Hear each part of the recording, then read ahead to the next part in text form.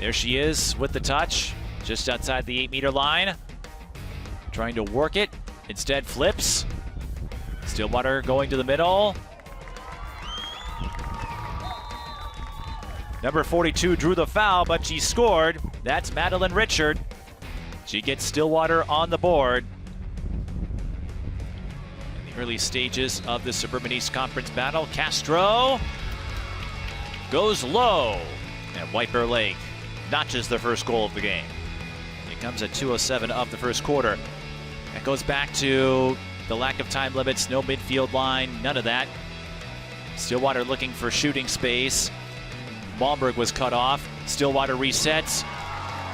And the reset was a wise move. Ava Mosley makes it 2-1, 6:39 left in the first.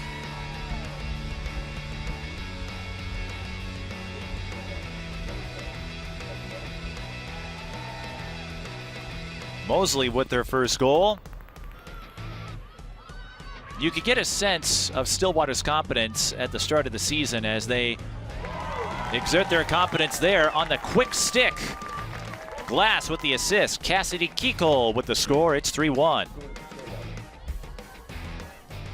And this venue isn't even completed yet. White Bear Lake looking to complete the attack. And they do. That's the Detroit Mercy commit, Jada Jensen, a 3-year captain, who makes it 3-2. Stillwater hanging around the point outside that 12-meter line. Now they run a give and go, and it works to perfection. Mosley with the pass to Malmberg. And Malmberg is now the 4th different Stillwater player to score in this game.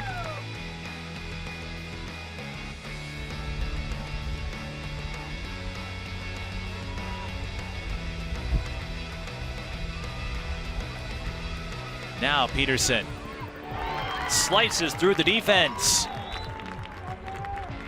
and whites up, or should I say lights up the scoreboard with her first goal of the game. White Bear Lake with a prime position to tie this up. Peterson does just that. 8:02 left in the second, and White Bear Lake staying with Stillwater. White Bear Lake keeping Stillwater in check, though. This is the first time I think they've had possession on the attacking side. White Bear Lake has dominated ball control, but Stillwater needs little time to fire a laser. Mark Wolden gives Stillwater a 5-4 lead, and the 5th different player to score for the Ponies. That means Koditek gets to stroll to the 8-meter line and gets a chance perhaps to tie this up again. The dump to Jensen! What a beauty! You don't see that often in girls lacrosse. A kick out or a dump, if you will, and everyone concentrating on that player, in this case Koditek, because usually when you're at the 8-meter line, especially if you have that first step, you're going to swing away. Perfect time to use yourself as a decoy. Stillwater zooming downfield after winning the draw. That is Indira Capel. So right after White Bear Lake tied it, Stillwater retakes the lead.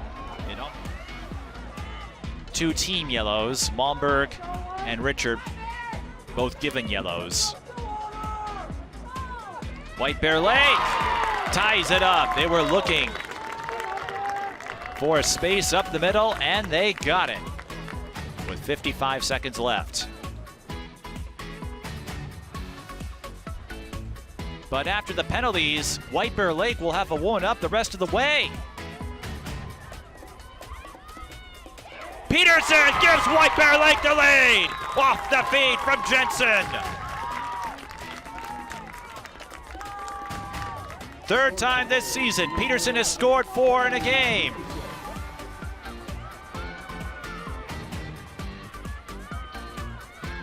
White Bear Lake, if nothing else, eating up a lot of time.